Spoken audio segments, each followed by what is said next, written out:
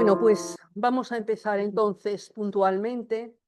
Bienvenidos, buenas tardes a todos los que estáis aquí acompañándonos y también buenas tardes y bienvenidos a los que están en casa, los que después nos escucharán. Tenemos esta tarde con nosotros a Elena López Gómez, que es doctora en Historia y es investigadora postdoctoral de la Universidad de Vigo.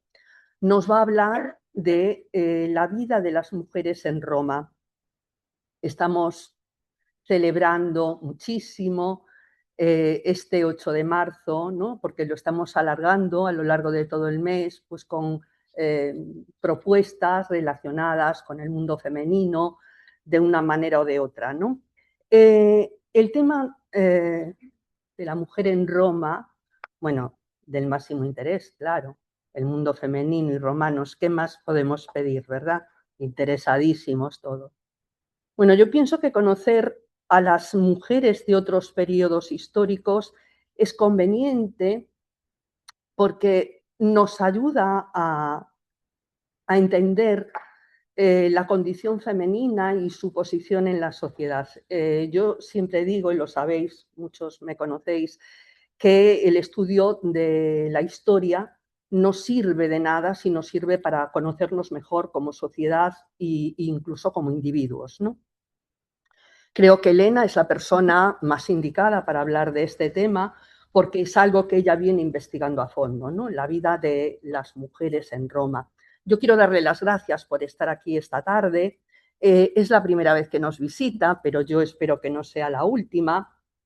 Y al final de la charla, pues tendréis ocasión vosotros y también desde el otro lado de la pantalla, los del chat, de hacer las preguntas que consideréis, sin abusar, claro, ¿verdad? Estamos aquí reunidos unos pocos, pero hay mucha gente que va a escuchar a Elena esta tarde. Yo estoy contentísima. 630 personas me decían ayer, un número importante. Eso quiere decir que el tema pues es de interés. Entonces voy a aprovechar que estáis todos aquí para anunciaros también la próxima sesión del martes que viene, que también de alguna manera va a estar dedicada a el mundo de la mujer, porque se va a hablar de lana, de la recuperación de la lana, y sabéis que el textil siempre estuvo en relación con el mundo femenino, ¿verdad? Bueno, pues no doy más la lata, agradeceros de verdad mucho vuestra presencia y agradecer sobre todo a Elena que esté aquí con nosotros. Muchas gracias. Bueno, voy a asomarme un poco más por aquí, porque si no con tanta pantalla, si no, no se me ve. Bueno, pues curiosamente yo también voy a hablar, aunque sea muy por encima y muy brevemente, de la lana, porque ya veremos que en el mundo romano y también para las mujeres también tenía importancia. Pero bueno, en primer lugar, gracias a todos por estar aquí. Sí, a mí también me comentaron lo de las 600 personas y la verdad es que es un poco apabullante. Tampoco voy a contar, o sea, espero que lo que os traigo hoy, lo que os voy a contar sea interesante, pero lo que he estructurado y tal y como he organizado la charla es, bueno, yo espero que sea bastante fácil de seguir, es una información bastante básica de lo que sabemos a grandes rasgos de la vida de las mujeres en Roma. Luego, en el turno de preguntas, si hay cualquier cosa específica que queráis profundizar más, alguna duda, cualquier curiosidad, pues no tengáis problemas en preguntar.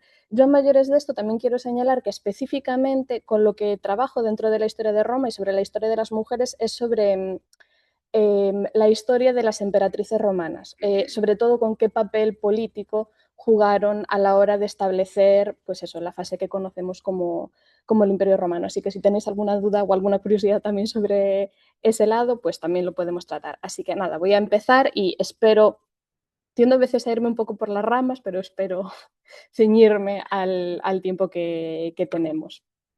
Entonces, antes de empezar tratando estos temas, siempre me gusta mencionar, aunque sea un poco de manera breve, de dónde viene este interés por la historia de las mujeres y específicamente por la historia de las mujeres en Roma.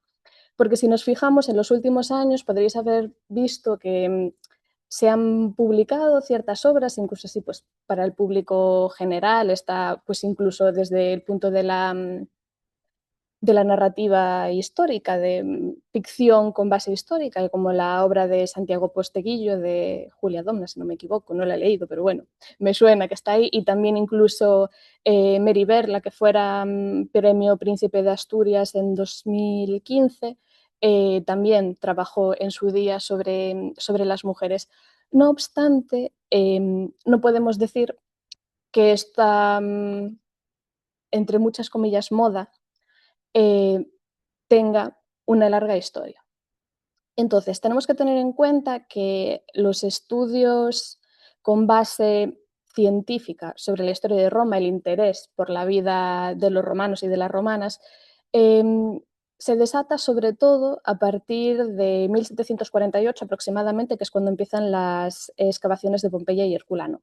Antes de ese momento, o sea, no podemos decir que la historia de Roma se pierda en ningún momento, porque los escritos de los romanos, de Cicerón, de Julio César, de todos estos autores no se pierden, se mantienen durante la Edad Media, siguen siendo estudiados, siguen siendo parte del currículum académico, sobre todo de las clases altas, entonces pues, se mantiene a grandes rasgos lo que es el conocimiento de Roma. Yo lo que me refiero más es a la investigación, a verdaderamente indagar un poco más allá de lo que nos cuentan estos autores, ya digo, sobre todo a partir del siglo XVIII. En el siglo XIX tenemos un boom, bueno, a grandes rasgos, un boom de estudios sobre Roma, pero sobre todo desde el punto de vista de la política, que siempre ha sido una cosa que ha interesado mucho. Si nos paramos a pensar, también incluso los padres fundadores en Estados Unidos, cuando crean la Constitución y demás, se basan mucho en la historia romana. Entonces, bueno, simplemente que sepáis que en el siglo XIX, pues eso, se desarrolla mucho, sobre todo el tema de la política y el conocimiento sobre la Constitución romana. Está este señor que traigo aquí, que es Theodor Mommsen, que realmente no era historiador, era un jurista, pero escribió muchísimo sobre la historia de Roma y sobre la historia de la Constitución de los romanos, y de hecho ganó un premio Nobel por tratar estos temas. ¿Qué pasa con la historia de las mujeres? Pues que en ese momento, y cuando se está hablando de temas políticos, a grandes rasgos no interesa. Cuando empezamos a ver mayor interés por entender un poco cómo vivían las romanas, pues sobre todo a raíz de la llegada del siglo XX y de las distintas olas del feminismo. Y con las distintas olas del feminismo pues se fueron desarrollando el interés por los estudios relacionados con las mujeres en distintas áreas, y eso afecta también a los estudios sobre las mujeres romanas. Entonces, en nuestro caso, sobre todo desde la segunda mitad del siglo XX, digamos, con lo cual hay una trayectoria, no podemos decir que sea una moda reciente, pero no es un campo que esté tan estudiado como otras secciones, por así decir, de la historia romana. Entonces, teniendo esto en cuenta y teniendo en cuenta pues, el tiempo que hace que esto se está desarrollando, otra cosa que me gusta mucho que mencionar antes de pasar luego ya específicamente a la historia de las romanas es de dónde sacamos la información. Los que trabajamos con estos temas, ¿en qué nos basamos? ¿Cuáles son nuestras evidencias o lo que llamamos nosotros las fuentes? ¿Qué tipo de fuentes tenemos? Esencialmente, y las fuentes más abundantes, por así decir, que tenemos son las fuentes literarias. Lo mismo que decía antes, los escritos de Cicerón, de Julio César, de Suetonio, de Dion Casio, de Virgilio, de Ovidio, bueno, todos estos grandes autores que os pueden sonar pues, de haberlos leído o del colegio en su día o lo que sea. ¿Qué pasa con todos estos autores? Porque tenemos que tener también en cuenta qué nos cuentan y cómo nos lo cuentan. Pues que todos estos son hombres de la aristocracia, más que nada porque son aquellos que saben escribir, que tienen los medios y el tiempo libre, sobre todo, para dedicarse a ello, y bueno, los que pueden tener el interés. Entonces, todos son hombres los que desarrollan todos los géneros literarios romanos con los que contamos, que incluyen pues, la historiografía, la dramaturgia, la poesía, la biografía, la retórica, bueno, tenemos un montón de ellos. La mayor parte de estos autores que nos legan información sobre el pasado romano, en su gran mayoría lo que están interesados es sobre el mundo de la política. Y bueno, eso también nos ofrece una serie de limitaciones. Tenemos ciertas excepciones, por ejemplo, en la poesía, sobre todo en la poesía romántica y demás, pues igual no están tan interesados en el mundo de la política, pero bueno, por lo demás vamos a quedarnos con eso. Entonces, esto nos ofrece una serie de limitaciones. Por un lado, que si están interesados en la política y en el mundo de la política, como luego veremos, realmente no hay presencia femenina, pues tampoco nos dan mucha información. Igualmente, cuando nos dan información va a ser de las mujeres con las cuales estos hombres se relacionan, es decir, con sus iguales, con mujeres de la aristocracia, mujeres ricas, entre muchas comillas, que ya veremos que esto no es siempre así, pero bueno. Y al mismo tiempo, tenemos que leer muy entre líneas con las cosas que nos dicen, porque muchas veces estos hombres lo que nos están transmitiendo es una historia o una idea de cómo ellos consideran que las mujeres deberían vivir o cómo deberían comportarse y no tanto la historia de cómo es realmente la vida de las mujeres. Entonces, son unas fuentes inestimables que, lógicamente, yo sobre todo trabajo con este tipo de fuentes, entonces, ¿qué voy a decir? Pero siempre tenemos que tener ese cuidado cuando las leamos y cuando las interpretemos. Y aún así tenemos otras fuentes, porque sobre todo tenemos que tener en cuenta que, a diferencia del mundo griego, donde estaba Safo de Lesbos, que pudo legar su propia información, en el mundo romano no tenemos mujeres escritoras, o no tenemos mujeres escritoras que hayan llegado a nuestros días. Yo siempre pongo el mismo ejemplo. La madre del emperador Nerón, la emperatriz Agripina la Menor, escribió una biografía sobre la vida de su madre, Agripina la Mayor, pero se ha perdido.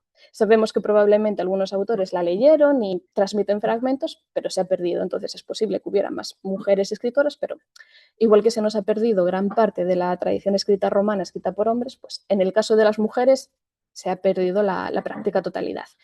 Podemos tener de vez en cuando alguna excepción, no hablando ya de grandes obras literarias, sino de casos específicos.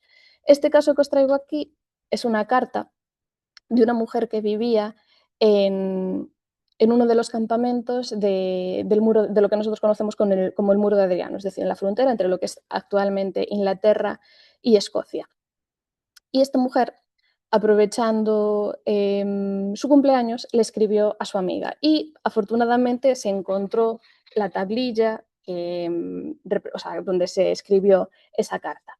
Y entonces esta mujer, que se llama Claudia Severa, le dice a su amiga Lepidina: para el 11 de septiembre, hermana, el día de la celebración de mi cumpleaños, te envío esta cálida invitación para asegurarme de que vendrás con nosotros, para hacerme más placentero el día de tu llegada, si vienes. Dale recuerdos a tu Cerial, su marido. Mi Helio, el marido de Claudia Severa, y mi hijito te envían sus saludos. Luego, por el otro lado tenemos: te esperaré, hermana, adiós, hermana de mi queridísimo corazón, espero que te vaya bien y te saludo.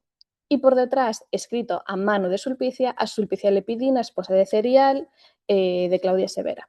Este tipo de ejemplos nos dan una información muy específica. Por un lado, de Claudia Severa, ¿qué podemos saber con esto? Pues, por ejemplo, que era una mujer de relativa alcurnia, por un lado, porque nos dice que está casada y vive en un contexto militar.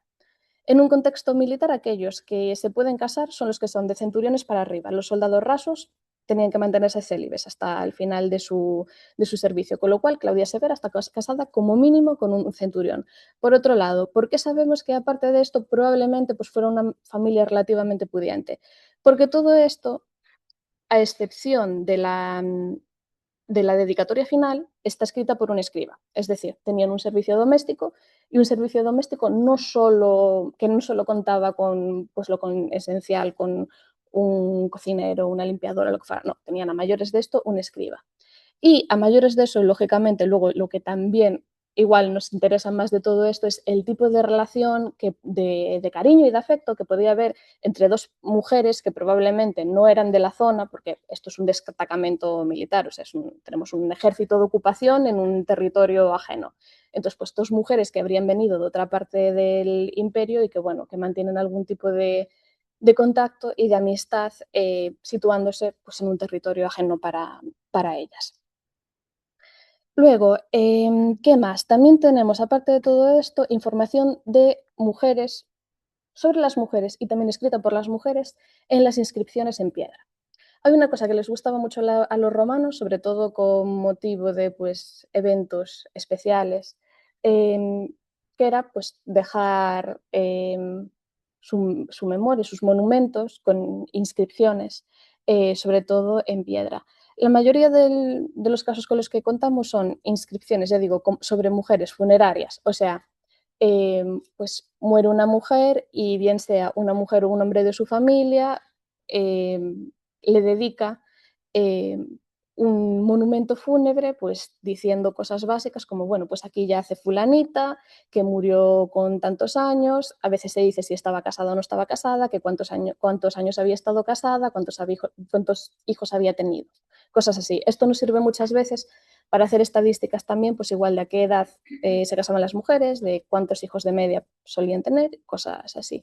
Y luego tenemos inscripciones escritas, o sea, lógicamente, esta inscripción funeraria no la escribe la muerta, por eso digo, normalmente puede estar escrita por un hombre o por una mujer.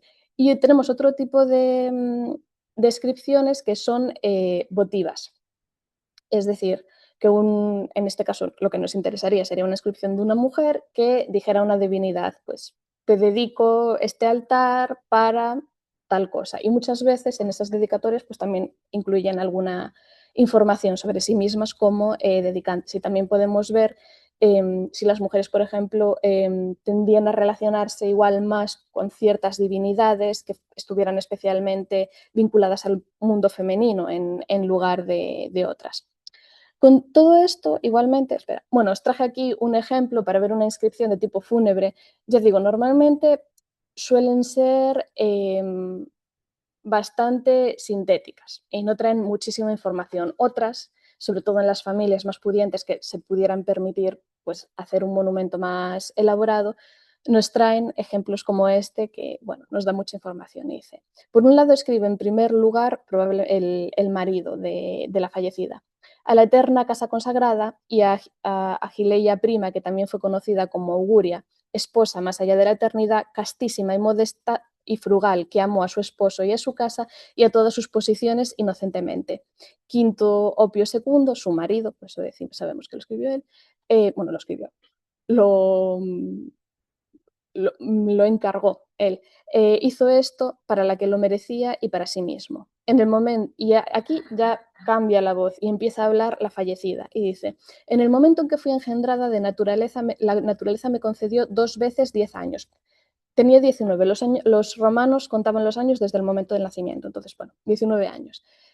Tras el cumplimiento de los cuales, en el séptimo día posterior, liberado de las leyes que atan a uno a la vida, fui entregada al descanso sin fin. Esta vida me fue concedida, así que, Opio, no temas al leteo, pues es sensato perder la alegría de vivir temiendo siempre a la muerte, pues la muerte es la naturaleza, no el castigo de la humanidad. Quien quiera que le suceda nacer, por lo tanto, también se enfrenta a morir. Maestro Opio, esposo, no me lamentes, porque te he precedido. Espero tu llegada al lecho matrimonial eterno. Que estéis bien mis supervivientes y todos los demás hombres y mujeres que estéis bien. En general, ya digo, nos suelen decir bastantes menos cosas, ya digo, simplemente pues, si estaban casadas, muchas veces el nombre del marido o el nombre de los hijos, etcétera, y otras veces pues se ponían más filosóficos, como aquí en el caso de Auguria. En todo caso, cuando estamos tratando también con las inscripciones, tenemos que pensar que, bueno, ya digo, por un lado tenemos las fuentes literarias que nos hablan sobre todo de mujeres aristócratas, mujeres de alcurnia. Por otro lado, tenemos las inscripciones que nos hablan probablemente de un grupo de mujeres mucho más amplio. E igualmente, la capacidad de permitirse un lapicida, que es aquel que hace la inscripción, pues bueno, sigue teniendo un coste. Entonces, no estamos hablando de mujeres probablemente de las capas más bajas de la sociedad, sino, bueno, una, una situación intermedia. Entonces, ¿cómo podemos acceder al conocimiento de todas aquellas que se nos quedan fuera? Pues en general a través de la arqueología. Lógicamente tenemos yacimientos, excavaciones romanas, pues a lo largo y ancho de Europa,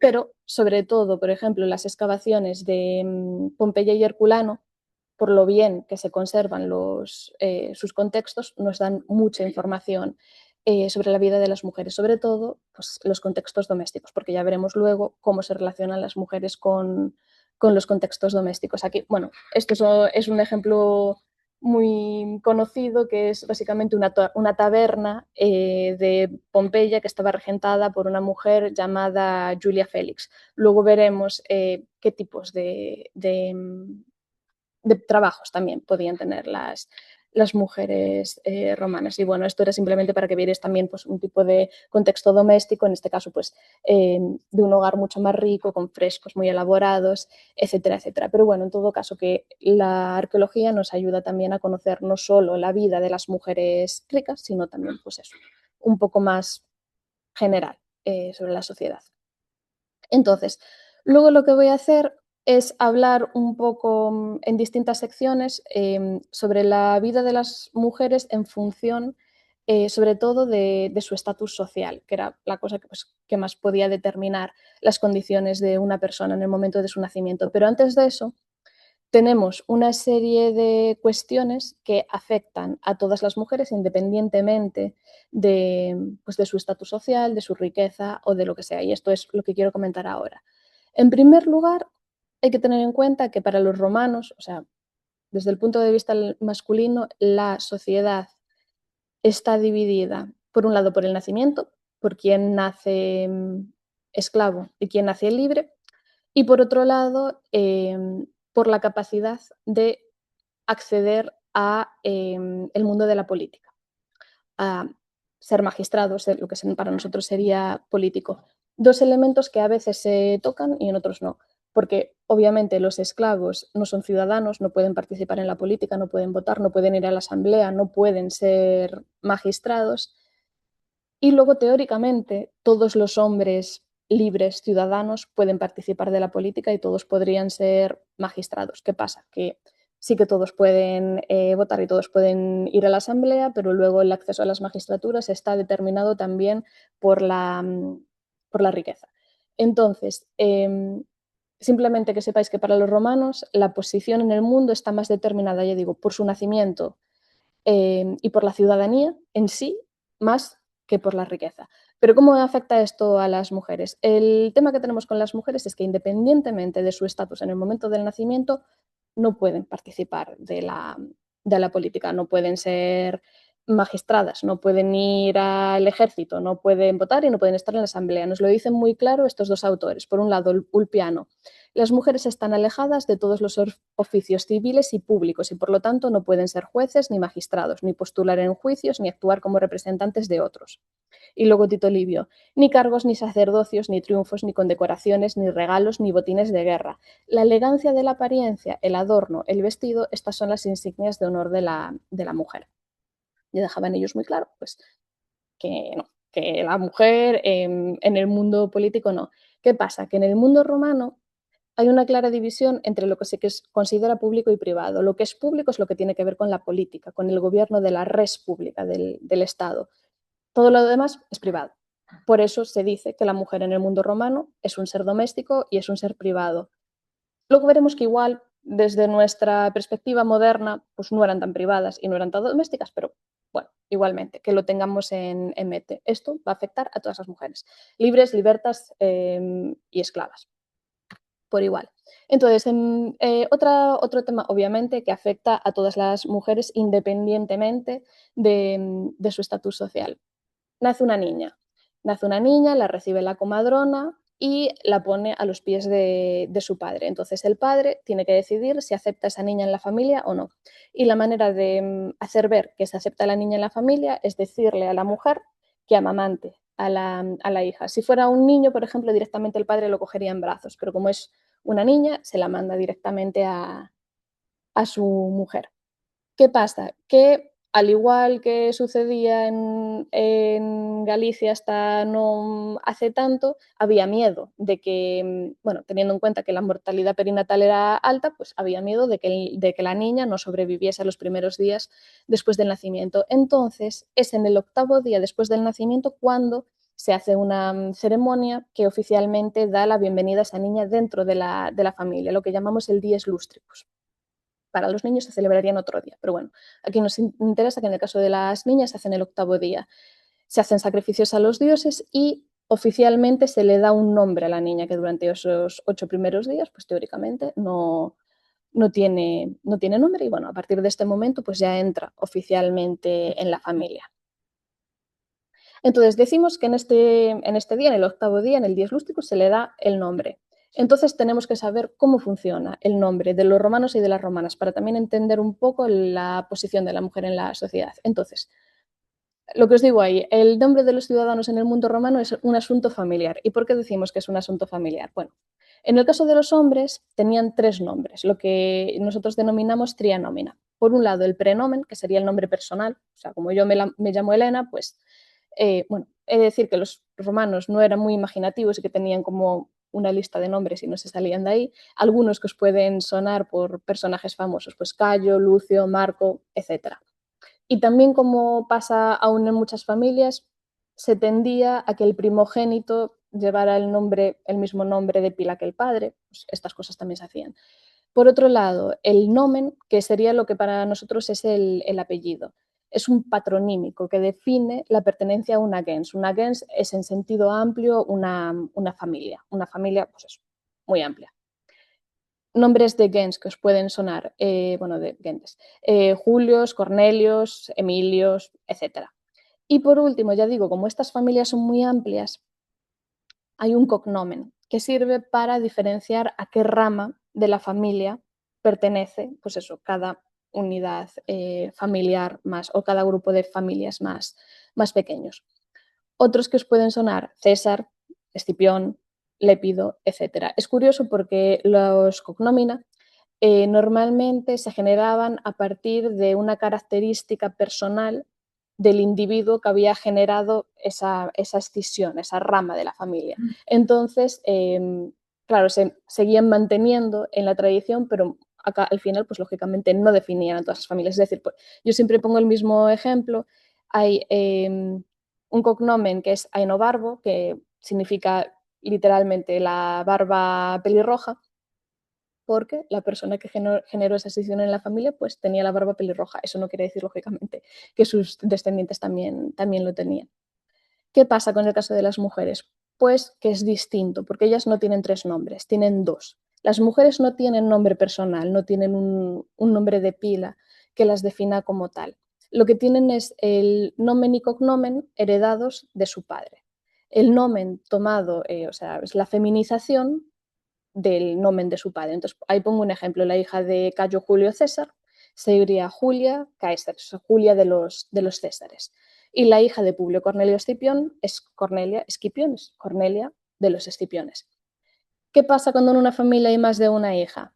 Si hay 2, normalmente se diferencian como mayor y minor, o sea, la mayor y la menor. Y si hay 3, pues primera, segunda, tercera, etc. Pues eso, simplemente que las mujeres no tienen un nombre personal. Os traigo aquí un caso que igual es un poco llamativo, pero bueno, tampoco es extensible a toda la sociedad. A mí, lógicamente, me interesa por lo que yo estudio.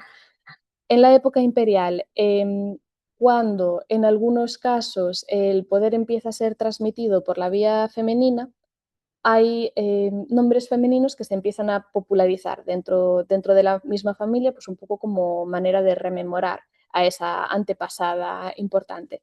Entonces, tenemos, por ejemplo, a Livia, que era la esposa de Augusto. Pues Livia tuvo una nieta que se tenía que llamar Claudia Drusila, porque su padre se llamaba Claudio Druso, y en lugar de llevar la parte de Drusila, llevó la parte de Livia, para hacer referencia a esa abuela tan significativa que tenía, que había sido la mujer del primer emperador romano. El siguiente elemento de importancia dentro de la vida de las mujeres, pues el matrimonio. ¿Y de esto qué tenemos que saber que afecta a toda la sociedad o a todas las mujeres? Pues que en general la edad del primer matrimonio de las mujeres se situaba en torno a los 12 años. Lo que dicen los autores médicos es que no se aconsejaba en todo caso casar a las niñas antes de la primera menstruación. La de los hombres se situaba en torno a los 30. ¿Por qué esta diferencia? Primero, para adaptarlo al periodo fértil de las mujeres, que es más corto, y también por lo que decía antes, de que los hombres se iban a la guerra y antes de volver de la guerra, no, o sea, al ejército, y mientras estaban en el ejército no se podían casar, pues eso, generalmente su edad a la hora de casarse, sobre todo de casarse por primera vez, era un poco superior. Aparte de todo esto, también tengamos en cuenta que la mortalidad de los hombres en la guerra era bastante elevada, entonces son frecuentes los segundos y terceros matrimonios. Y lo mismo pasa también con las mujeres, porque bueno, ellas no van a la guerra, pero tienen su propia guerra, que es el parto, la maternidad, el parto, la muerte antes y después del parto también era muy, muy elevada en esta época. Ya digo, aparte de los segundos matrimonios y demás, los divorcios y los matrimonios sucesivos eran bastante habituales. Luego hablaremos también del divorcio. Y sí que era lo habitual que fuera la mujer la que se trasladase a la casa del marido. El marido normal, o sea, el hombre normalmente, sobre todo si era el primer hijo, vivía con los padres, entonces la mujer se trasladaba a vivir con su marido y con los suegros. Aparte del matrimonio, otra cosa importante que tenemos que saber, la tutela. La mujer siempre es considerada como una menor de edad, entonces siempre tiene que tener un tutor. Y este tutor puede ser alguien de su familia, normalmente su padre, si no tiene un padre, pues un hermano o un tío. Y luego, en función del tipo de matrimonio, porque sí, en Roma tenemos distintos tipos de matrimonio, podría ser que en el momento de la boda la tutela se transfiriese a la familia del marido. Hacia finales de la época republicana, o sea, hacia finales del siglo I a.C., esto ya no era muy habitual. Normalmente la tutela siempre la mantenía la familia de origen de la mujer, pero bueno, simplemente que sepáis que también existía. Entonces, ahora que sabemos sobre el matrimonio y la tutela, podemos pasar al divorcio. Igual es llamativo que las mujeres romanas tenían toda la libertad del mundo que quisieran para divorciarse. Lo que no podían era empezar el procedimiento por sí solas. Tenían que ir a su tutor y decirle, quiero divorciarme de fulanito. Y ya está, se divorciaban y punto. Lo mismo para el caso de los hombres. O sea, un marido le podía decir a su esposa, me quiero divorciar de ti, coge tus cosas y vuélvete a casa de tu padre, vete a casa de tu hermano, de tu tío, lo que sea. ¿Qué pasa? Que, bueno, ya digo, en estos casos normalmente la mujer se le devolvía la dote, pero los hijos se quedaban en casa del padre. Aún así, cuando un hombre se divorciaba de su mujer, sí que se esperaba que tuviera un buen motivo para hacerlo, porque de alguna manera los romanos consideraban que la mejor manera de vivir, tanto para hombres como para mujeres, era dentro de una relación y que era dentro de un matrimonio, tanto por el acompañamiento sentimental como por también los beneficios económicos. Es decir, una mujer divorciada lógicamente se quedaba en una posición de mayor vulnerabilidad que durante su matrimonio. Entonces, por eso se esperaba también que los hombres tuvieran un buen motivo para divorciarse. Muchas veces se solía aducir la esterilidad de la esposa. El principal motivo para divorciarse es el motivo, o sea, la razón de existir del matrimonio es producir hijos. Si no hay hijos, pues se va a buscar otra esposa. Y de hecho hay un caso muy, muy llamativo que a mí siempre me gusta sacar a colación en estos casos, que lo recuerdan los autores antiguos, que hubo un senador que se divorció de su esposa, no explicó por qué, no pareció haber tenido un buen motivo siquiera para hacerlo. Entonces el resultado fue que se le expulsó del Senado. Porque cuando se hacía el censo, aparte de contar pues, cuántos nuevos ciudadanos tenía Roma, también se evaluaba si los senadores, que debían de ser ejemplo de virtud y comportarse de una manera adecuada, pues realmente se estaban comportando de esta forma. Entonces, cuando se hizo el censo, se consideró que este hombre que se había divorciado sin tener un buen motivo y que había dejado a la mujer, que ya no estaba en condiciones de ser senador. Vale, lógicamente, lo mismo que decía antes, el motivo de la existencia, el motivo de ser del matrimonio era la procreación, el dar continuidad al cuerpo cívico romano. Entonces, el principal cometido de las mujeres, sobre todo de las mujeres respetables, de las mujeres, sobre todo de las mujeres aristocráticas, ya lo veremos luego con más detalle, era eso, el matrimonio y tener hijos. Luego, pues obviamente, en función de la pareja, el número de hijos y de hijas podía variar. Era muy habitual que las familias fuesen bastante numerosas, aunque también hay que tener en cuenta eso, que la mortalidad perinatal e infantil también era muy elevada.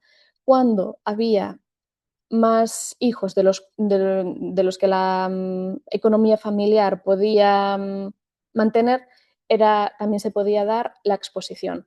A veces, cuando leemos los relatos antiguos, se dice, ay, por ejemplo, el emperador Claudio mandó que se expusiera a su hija porque estaba seguro que no era hija legítima suya, porque su mujer había tenido un amante. Podría haber casos, pero la mayor cantidad de casos de exposiciones de niños serían realmente por las condiciones económicas de la familia. Y yo digo ahí que la natalidad era alta, pero curiosamente el emperador Augusto emitió una serie de leyes para asegurarse de que la producción de hijos siguiese siendo la principal responsabilidad de los ciudadanos, tanto de hombres como mujeres. Entonces, bueno, estableció que todos los hombres y todas las mujeres tenían que estar casados durante, durante unas edades, normalmente pues durante las edades del ciclo fértil, por así decir, y que incluso si se divorciaban o si se quedaban viudos o viudas, tenían unos meses para volver a contraer matrimonio. Y bueno, los que cumplían con esas especificaciones eh, tenían beneficios. En el caso de las mujeres, llamativamente, si tenían 3 o más hijos, quedaban libres de la tutela. Ya no tenían necesidad de tener un tutor. Con lo cual, digo yo, igual tan necesario no era, si luego se podía vivir sin el tutor. Y por otro lado, cosa que igual es bastante obvia, el otro cometido esencial de las mujeres con respecto al Estado era la religión. Ya digo, las mujeres, lo que decíamos antes, no podían tener un cargo público, no podían ser cónsules, no podían participar en los ejércitos, pero sí que había una serie de ritos religiosos que eran responsabilidad exclusiva de ellos. Entonces tenían que rendir culto religioso, sobre todo a ciertas divinidades específicas, sobre todo las más relacionadas con la maternidad o con la concordia familiar. Luego, cuando hablemos de las mujeres aristócratas, vemos más casos específicos, que voy a empezar a abreviar porque si no me voy a ir de tiempo. Entonces, en primer lugar, las mujeres aristocráticas, lo que decía antes, son las que mejor conocemos, sobre todo a través de la literatura. Recordamos lo mismo que decía antes, aunque en ocasiones esas obras literarias nos informan sobre cómo debían comportarse y no sobre cómo realmente era su vida. Entonces, las mujeres de la aristocracia son las que eran esencialmente las mujeres de los caballeros y de los senadores, y podían ser patricias y plebeyas. No me voy a meter ahora en la diferencia esencial entre patricias y plebeyas, pero bueno, digamos que hacia entre finales del siglo I antes de Cristo y siglo I después de Cristo ya no tenía mucha importancia la diferencia entre ser patricio o plebeyo. Inicialmente, en los orígenes de la historia romana, sí que era cierto que si una mujer patricia se casaba con un plebeyo podía perder su estatus, pero eso finalmente, o sea, a lo largo de los primeros siglos de la República, o igual sobre el siglo V o siglo IV aproximadamente, ya se iguala. Igual que veíamos antes con el general de las mujeres, sus principales responsabilidades son la religión y la maternidad. Entonces, la principal responsabilidad de las mujeres es tener hijos legítimos para sus esposos, sobre todo porque el cometido esencial de las grandes familias aristocráticas es reproducirse en el tiempo para mantener tanto el gobierno de la República Romana como para que se mantengan también sus cultos domésticos, que sus antepasados puedan seguir recibiendo sus ofrendas a lo largo de las generaciones. Entonces, en el caso de las mujeres están encargadas tanto de, dar a luz a los hijos. Ya la esterilidad en general se consideraba un problema exclusivamente femenino, no se consideraba que un hombre pudiese ser estéril, con lo cual, ya digo, esencialmente una responsabilidad femenina, y aparte de eso, de criar a los hijos. Entonces, sí que es cierto que durante los 7 primeros años de vida los niños se criaban en casa, bueno, los niños y las niñas, pero en las familias aristocráticas, sobre todo en las más pudientes, lo más habitual es que la madre no educase ella misma a los niños y a las niñas, sino que se encargase de gestionar al personal doméstico, a los esclavos, a los pedagogos, que realmente eran los encargados de su educación. Independientemente de eso, ¿qué pasa? Que eran especialmente alabadas las mujeres que, pudiendo permitirse tener un pedagogo para sus hijos, igualmente se interesaban personalmente en su educación. Entonces, Cicerón nos habla, por ejemplo, de Cornelia, la madre de los hermanos Graco, que fueron unos políticos bastante importantes de finales de la República. Y nos dice, mucho influye lo que cada día oye en su casa el niño a sus padres o pedagogos. Leed las cartas de Cornelia, madre de los Graco. Parece que estos fueron educados tanto en su lengua como en su seno. Es decir, que Cornelia no solo era cariñosa con sus hijos, sino que también se ocupaba de formarlos como persona. Y por eso fue, bueno, Cornelia era considerada como el ejemplo paradigmático de buena mujer romana. Luego, en el caso de las hijas, lo mismo, también se educan en la casa y tienen una educación pues, más dirigida a prepararlas para el día de mañana, para ser madres y para gestionar su hogar. Esto también lleva a que sepamos que probablemente la educación de las mujeres era, al menos en los primeros años, tan rica y tan elaborada como la de los hombres, porque si se consideraba que se tenían que ocuparse de la educación de sus hijos, ellas mismas tenían que ser bastante letradas. Luego, bueno, tanto la madre como el padre estaban encargados de encontrar, lógicamente, un buen partido para sus hijas, porque ya digo, aunque no tengan unas funciones claras en el gobierno del Estado, sí que es cierto que se podían generar alianzas con otras familias a través de los matrimonios con las hijas, con lo cual realmente buscar un buen partido para las hijas podía ser algo bastante importante. Lo que decía antes de la lana, el otro cometido de la mujer dentro de la casa es sobre todo el trabajo de la lana, el cardado de la lana. Se consideraba que la mujer virtuosa se dedicaba al trabajo de la lana y por eso en el atrio, que viene a ser la entrada principal de la casa, esto es en Pompeya, aquí ya veis que está la calle, esto sería el atrio, pues en el atrio de la casa se colocaba el telar. Esto no quiere decir que las mujeres tejiesen en el atrio de la casa, cosa que sería incomodísima. Simplemente la presencia del atrio en la entrada quería dar a entender a quien visitase esa casa que era el hogar de una mujer virtuosa porque allí se cardaba la lana. Curiosamente, todo este trabajo de la lana hacía referencia pues eso, a un pasado mítico, casi mítico, legendario de los romanos, vinculado a la vida rural que tanto estimaban, pero que realmente de la que ya no participaban. Y en todo caso, al igual que con el cuidado de los hijos, en la mayor parte de los casos probablemente las mujeres no se encargasen ellas mismas de tejer la lana y de trabajar la lana, sino que supervisasen a los esclavos y las esclavas que estarían encargados de ese cometido. El otro tema que comentábamos antes, claramente la religión, pues igual que con la totalidad de las mujeres, pues de manera mucho más patente en las mujeres aristocráticas. Por eso digo que realmente no son tan domésticas, porque realmente si nos fijamos la cantidad de festividades y de cultos vinculados exclusivamente a las mujeres que tenemos a lo largo del año y todos los cuales tenían lugar fuera de la casa, pues realmente tan domésticas no eran. Tenemos simplemente algunos nombres de cultos exclusivos de mujeres, Pudicitia plebeya y Pudicita patricia. Lógicamente la diferencia es que a una van las mujeres plebeyas y a otra van las patricias. Fortuna Muliebris o Bonadea. Bonadea, por ejemplo, tenía un festival muy llamativo, que aparte es muy conocido porque Cicerón lo relata con detalle, en el cual en 2 momentos del año la mayoría de las mujeres aristocráticas se reunían en la casa de uno de los cónsules y de esa casa tenían que salir todos los hombres, incluyendo tanto a los que habitaban allí como a los esclavos. Solo se podían quedar las esclavas y las mujeres de la casa acompañadas del resto de mujeres de la aristocracia. ¿Qué pasa? Que como no había hombres en esa festividad, luego dio lugar a que empezasen a especular por escrito con qué pasaba en la casa donde se celebraba el festival de Bonadea y bueno, se imaginaban ahí unas bacanales tremendas, solo con mujeres, etc.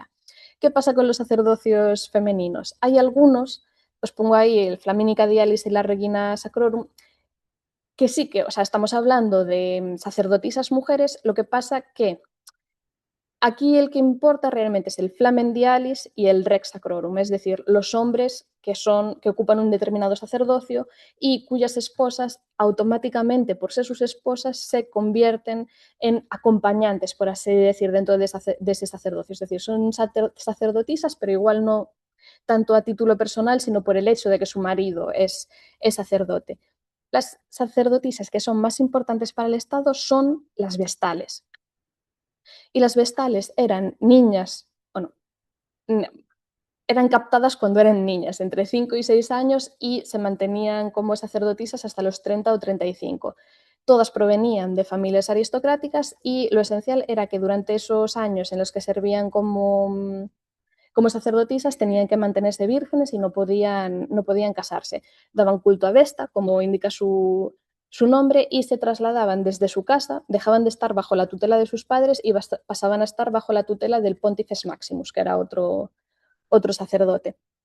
Y vivían aquí en el foro, en este edificio, y daban culto a Vesta en ese pequeño santuario circular, donde había una llama que representaba a la diosa. Si se apagaba la llama, normalmente se suponía que alguna vestal había dejado de lado no había vigilado bien sus responsabilidades, o que igual había tenido relaciones sexuales con alguien.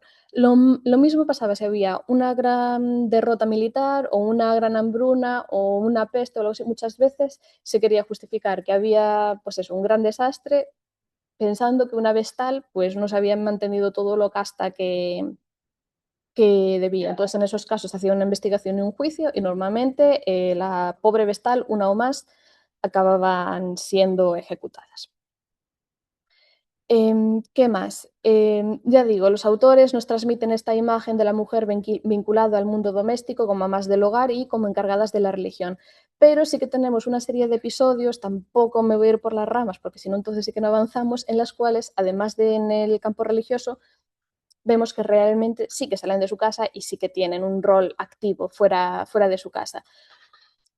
Traigo aquí un nombre que es el debate sobre la Lex Oppia. La Lex Oppia fue una ley que se aprobó durante la época de la Segunda Guerra Púnica, en la cual se establecía que las mujeres no podían llevar oro, no podían utilizar púrpura, no podían utilizar los carruajes dentro, bueno, como unas medidas de austeridad en un momento especialmente difícil. ¿Qué pasa? Pasa la Segunda Guerra Púnica, ganan los romanos, pasan los años y la ley no se deroga. Entonces hay un debate al cabo de 6 años para ver qué se hacía con esa ley. Y en ese momento las mujeres aristocráticas salen de su casa, incluso llegan a ir a la casa de los magistrados, paran a los hombres por la calle, a los hombres que iban a la asamblea, y decirles, oye, tener en cuenta nuestras peticiones, que ya nos hemos sacrificado mucho por la república, etcétera, etcétera.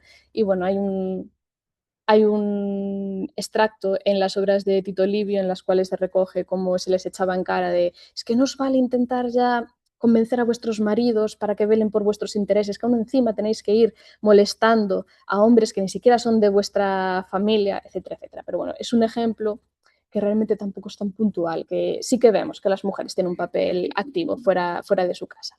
Entonces, seguimos avanzando.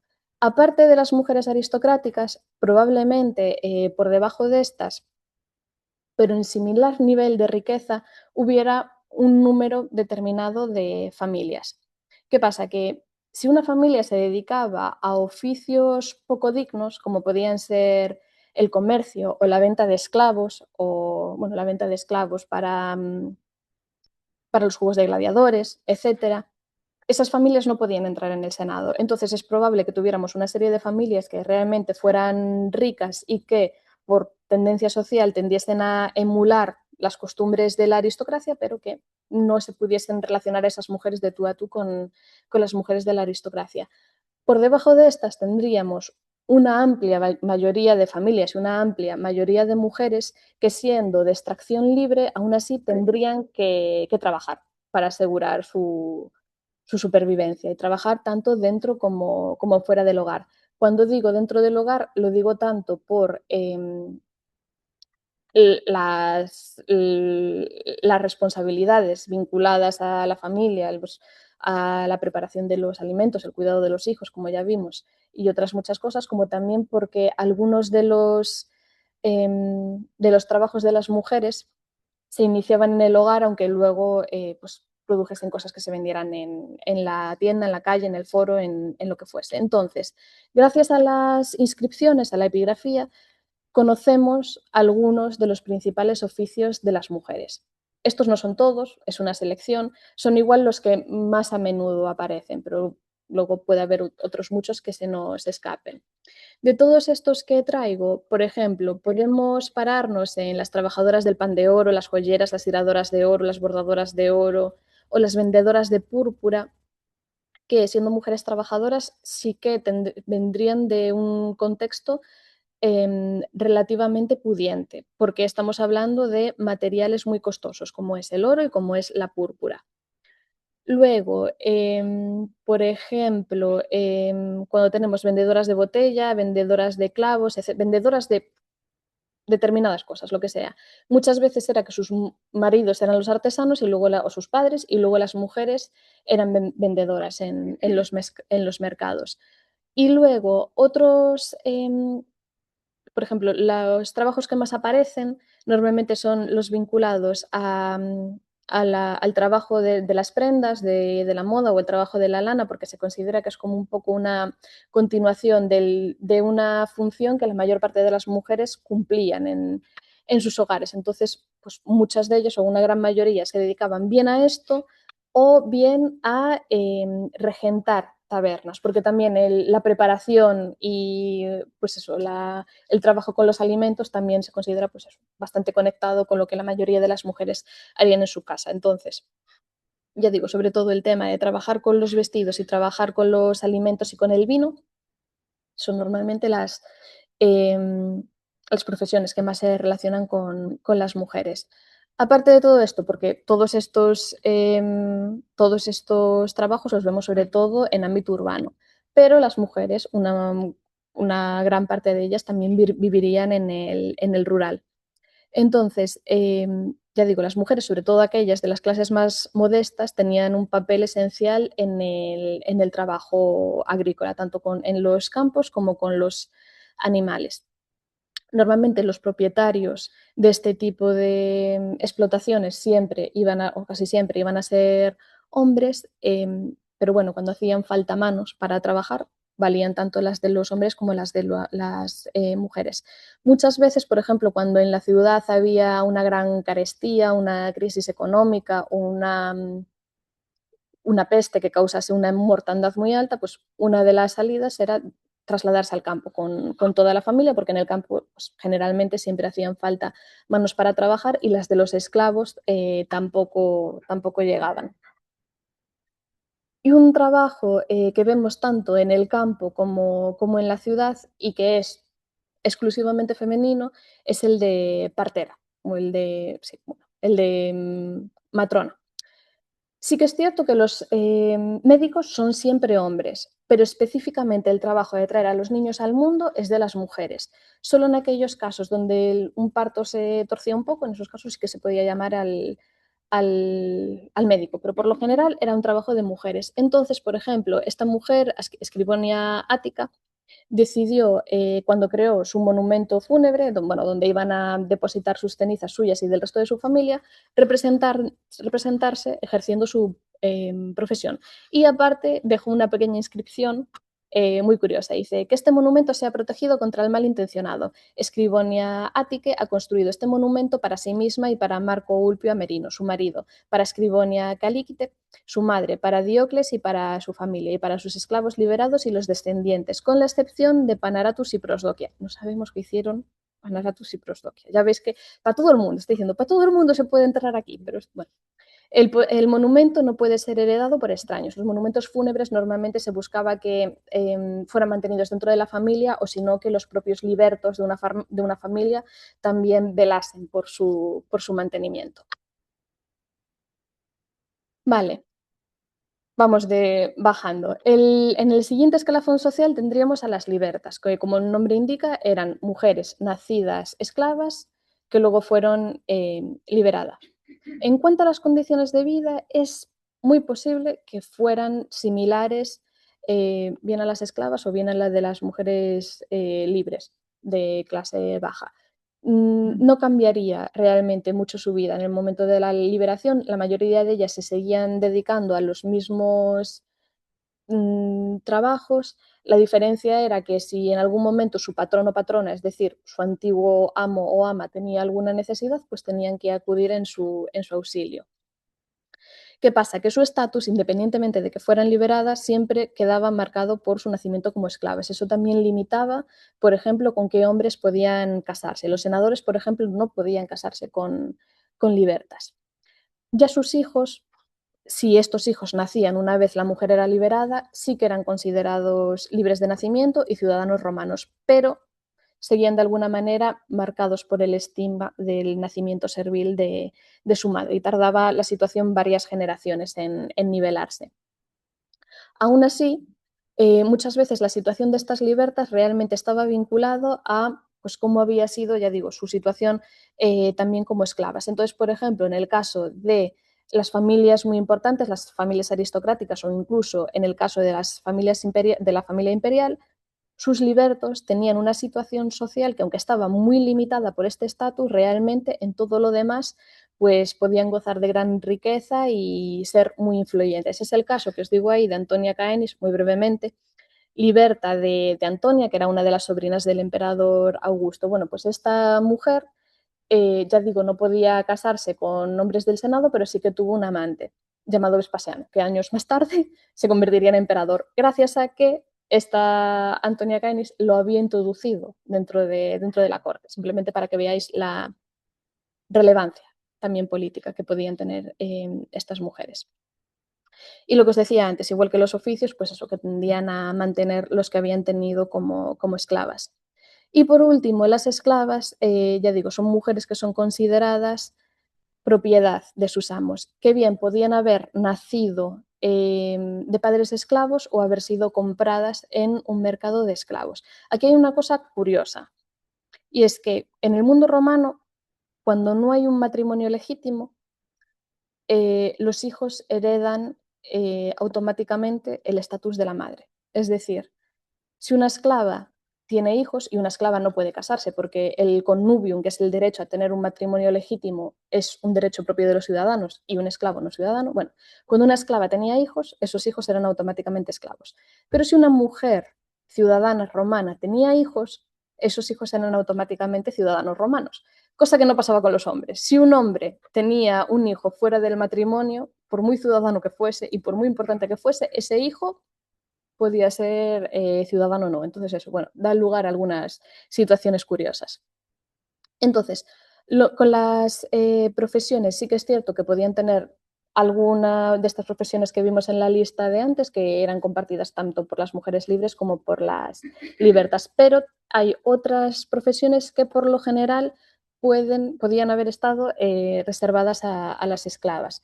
Por un lado, el trabajo del hogar, pero ya vimos que dentro de las profesiones también habían algunas que eran de trabajadores del hogar. Cuando digo trabajadoras del hogar son el nivel más básico, es decir, las que se encargan de la limpieza o del cuidado de los niños o de la preparación de los alimentos, ya decíamos antes, pues las modistas, sobre todo las modistas que trabajan ya con el hilo de oro, con la púrpura, que sea, eso normalmente sí que eran mujeres libres. Las esclavas, bueno, pues eso, el personal doméstico.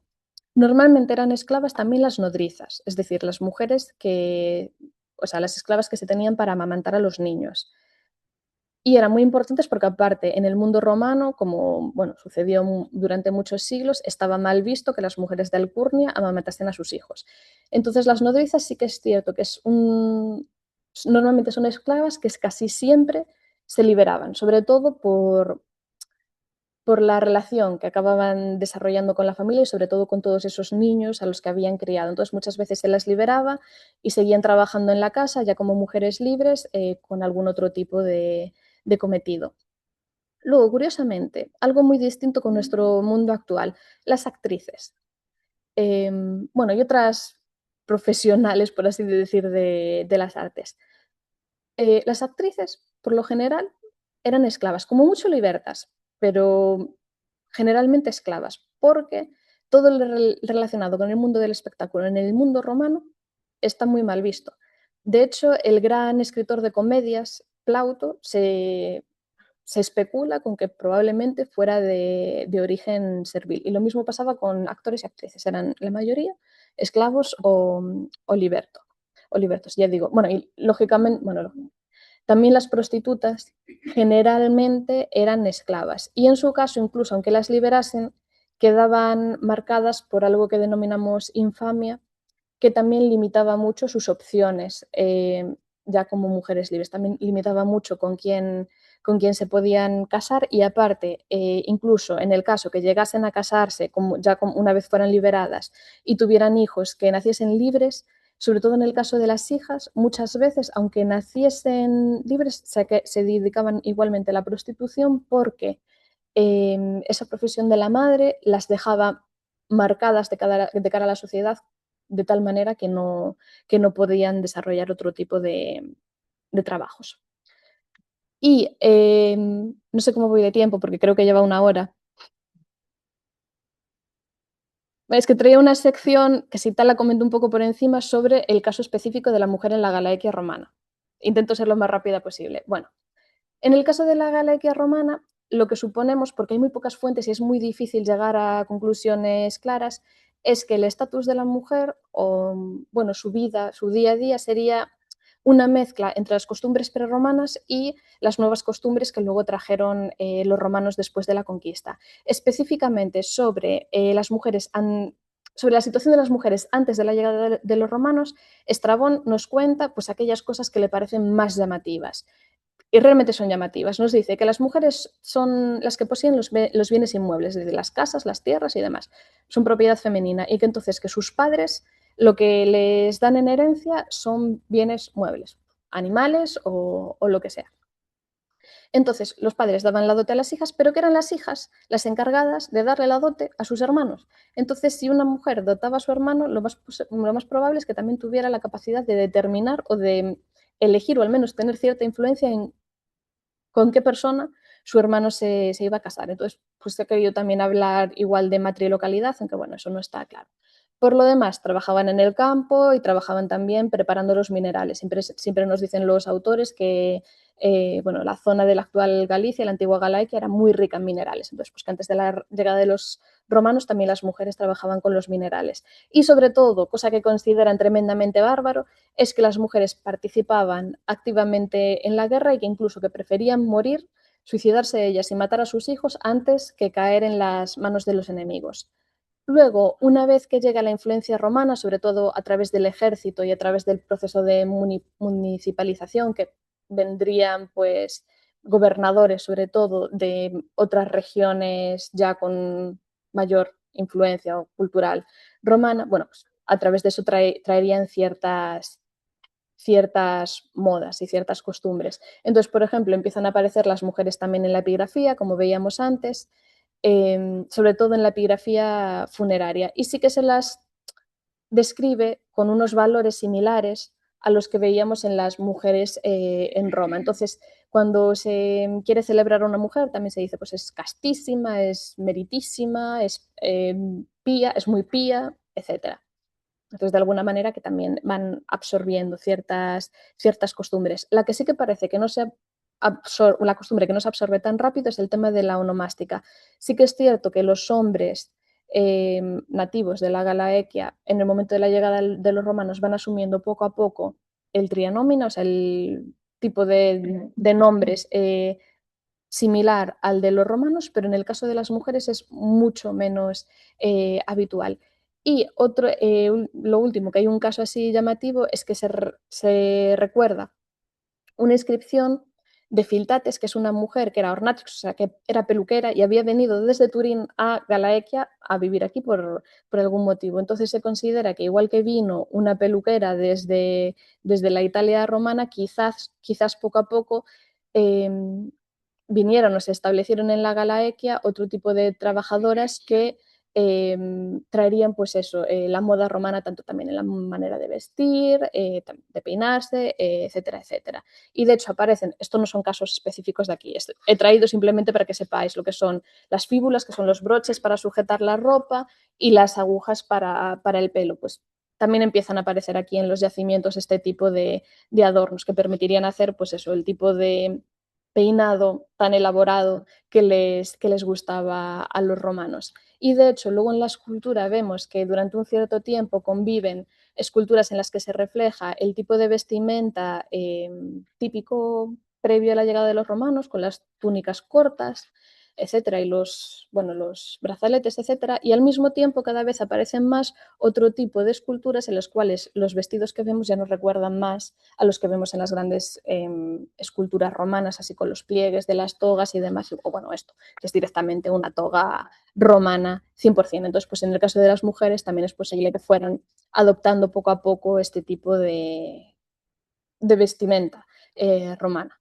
Y ahora sí que termino.